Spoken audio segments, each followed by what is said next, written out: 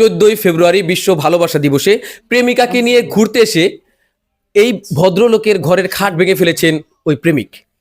এ নিয়ে তুমুল হট্টগোল। আমরা বিষয়টির আদ্যপান্তে কি আছে আমরা জানার জন্য তাদের কাছে একটু যাচ্ছি। আপনি এবার বলুন, আপনার ঘরের খাট ভেঙেছে, এই বিষয়ে আপনি কতটুকু কিভাবে কি জানেন? ভাই, এই লোক আমার পরিচিত, আমার ফোন করে বলছে যে ভাই আমার বাসায় বেড়াতে যাইবো 14 ফেব্রুয়ারি ওরা ভালোবাসা দিবস, ঠিক আছে? তো ঠিক আছে, আমি দিছি। এখন আমার ঘরটার মধ্যে দিয়া এরপর আওয়াজ, আমার খাটটার ভাইঙ্গে একদম কি অবস্থা করছে। আমি কি দুশ্মন? আমি তো ওর দুশ্মন না। ভালোবাসা যখন দিবসে মানায়, তাহলে আমার লোকে ভালোবাসাটা ব্যবহার করলো না কেন? আমি কি দোষ করছি? আমার খাট কি দোষ করছে? আচ্ছা, এলাকার মানুষ যদি একবার জানে এইটা যে আমি এইভাবে দিছি আর এইগুলি করছে, আমার মান সম্মানটা কই থাকবো? একবার বোঝার চেষ্টা করেন, আপনি বিচারটা করেন ভাই। হ্যাঁ, বিচারের মধ্যে আসলে ওনারা একে অপরকে ভালোবাসে, ভালোবাসাবাসীর মধ্যে অনেক রোমান্টিক মুহূর্ত আছে, যে কারণে যে কোনো কিছু ঘটে যেতে পারে। তার জন্য আরেকজনের বাড়ির খাট ভাঙা এটা কিন্তু সমীচীন, এটা কিন্তু ঠিক না, তার কারণ তারও তো মান সম্মান আছে। আচ্ছা, আপনি তো প্রেমিকা, আপনি বলুন আসলে কিভাবে উনি খাটটা ভেঙে ফেলেছে? কিভাবে যে বলবো, আমার নিজের কাছেও লজ্জা লাগতেছে। ঠিক আছে, কি যে বলবো, আমি তাকে ভালোবাসি, এজন্য তার কথা শুনে এখানে আসছিলাম, তাকে বিশ্বাস করে। এখন সে যেটা করবে আমি ভাবতেও পারি না, আমার নিজের বলতে লজ্জা লাগতেছে। হ্যাঁ, বুঝতে পারছি আপনার অবশ্যই লজ্জা করার কথা। যাই হোক, আমরা এবার যাচ্ছি প্রেমিকের কাছে, যিনি সেই মহাপুরুষ, যিনি খাটটা ভেঙে ফেলেছেন।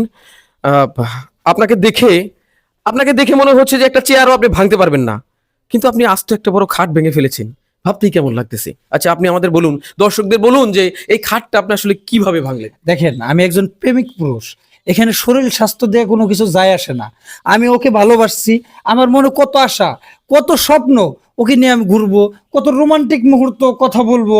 আজকে 14ই ফেব্রুয়ারি ভালোবাসা দিবস, একান্তই আমার বড় ভাইরে রিকোয়েস্ট করে মনে করেন কোনো মতো রাজি করাইছি যে 1-2 ঘন্টা তুমি আমি একান্তই সময় কাটাবো।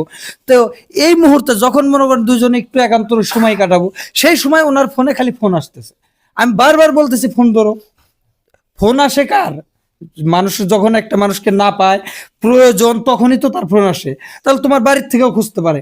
সে কি কোনো পর্যায়েই আমার ফোন ধরবো না, আমার সামনে উনি কোনো ফোন ধরতেছে না। তার মানে কি বোঝা যাইতেছে এখানে? উনি আমার মতো যে আরো কয়েকটা রাখছে, তার কোনো গ্যারান্টি আছে? এখনো তো মনে করেন ওর বাড়ি ঘর ঠিক মতো আমি চিনি না। হ্যাঁ, বুঝতে পারছি, কিন্তু এসবের সাথে আসলে খাট ভাঙার সম্পর্ক কি? আর সেটা বলুন। ওইখানেই তো সম্পর্ক, ওইখান থেকেই তো মনে করেন খাট ভাঙার উৎপত্তিটা সৃষ্টি হইলো। কারণ আমার কথা মনে করেন ওরে বুঝাইতে যে ফোনটা ধরলো না, এক পর্যায়ে তো মাথা বিগড়ে গেল, ঠিক আছে, হট মেজাজ। তখন মনে করেন দুজনের ভিতরে আতাহাতি শুরু হয়ে গেছে। এই আতাহাতি করতে করতে এক পর্যায়ে মনে করেন খাট ভেঙে গেছে। কিন্তু আপনারা যেভাবে কথা বলতেছেন ইনিয়ে বিনিয়ে, আমার মনে হইতেছে যে আমরা এখানে অসামাজিক না জানি কিছু কইরা ফেলাইছি, না জানি কি কিছু করতে। কিন্তু এখনো তো আমরা ক্লিয়ার না আসলে আপনি খাটটা কিভাবে ভাঙলেন। বই যে বললাম যে আসলে যখন বউকে মারতে গেছি, বই মনে করেন আমার বউ না তো প্রেমিকা, যখন ওনারে মারতে গেছি ওই স্লিপ কাইটা মনে করেন আমি খাটের মধ্যে উষ্টাকে পড়ে গেছি নিচ দিকে। কারণ এই যে পাটিশন তো সইরে গেছে, এটা ভাঙে নাই তো, মানে আইলিয়ে গেছে খাটটা আর কি। ও, এই হলো ঘটনা। আসলে বিষয় হচ্ছে খাটটা আপনারা যা মনে করতেছেন সেই বিষয়ে কিন্তু সেভাবে খাটটা ভাঙেনি। না। আসলে খাটটা ভেঙেছে হচ্ছে উনি খাটের মধ্যে পড়ে গেছেন, যার জন্য স্লিপ করে ওই খাটের কাঠগুলো এলোমেলো হয়ে গেছে। তবে হ্যাঁ, আমরা ভিডিওটি বানিয়েছি আপনাদের বিনোদনের জন্যই, কিন্তু এর মধ্যে আমাদের পক্ষ থেকে আপনাদের জন্য যেটা মেসেজ, সেটা হচ্ছে বিশ্ব ভালোবাসা দিবস 14ই ফেব্রুয়ারি। ভালোবাসতে জানলে কিন্তু কোনো দিবস লাগে না, বছরের 365 দিন ভালোবাসা যায়। আর ভালোবাসাটা হতে হবে শুদ্ধ। এই 14ই ফেব্রুয়ারিকে কেন্দ্র করে কোনো প্রেমিককে তার জীবনের সমস্ত সর্বস্ব তুলে দিয়েন না, যার জন্য জীবন আপনাকে পস্তাতে হয়। ভালোবাসাকে শুদ্ধ রাখুন, ভালোবাসার মতো ভালোবাসুন, আপনারা সুখে থাকবেন, ভালো থাকবেন, সুন্দর থাকবেন। আর আমাদের ভিডিওগুলো দেখবেন, কমেন্টের মাধ্যমে ভালো মন্দ জানাবেন, লাইক শেয়ার করে আমাদের সমর্থন করবেন, পাশে থাকবেন, এই প্রত্যাশা নিয়ে আমি মাইনুল ইসলাম মাইন বিদায় নিচ্ছি। আবার দেখা হবে কোনো ভালো ভিডিও নিয়ে। আল্লাহ হাফেজ।